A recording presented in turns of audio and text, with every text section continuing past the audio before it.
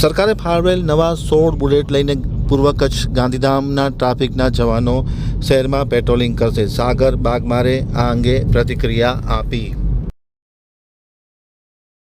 ગુજરાત સરકાર દ્વારા પૂર્વ કચ્છ જિલ્લા પોલીસને 17 નવી પેટ્રોલિંગ બાઇકની ફાળવણી કરવામાં આવી છે.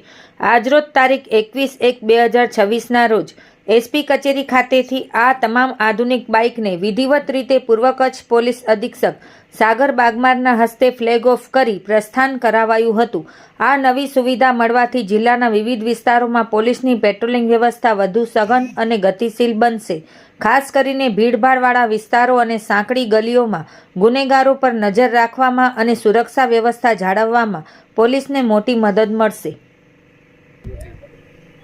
આજે ગુજરાત સરકાર દ્વારા જિલ્લા પોલીસને ફાળવેલી 17 સ્પ્લેન્ડર બાઇક્સનું અહીંયા એસપી ઓફિસ ખાતેથી ફ્લેગ ઓફ કરવામાં આવ્યું છે.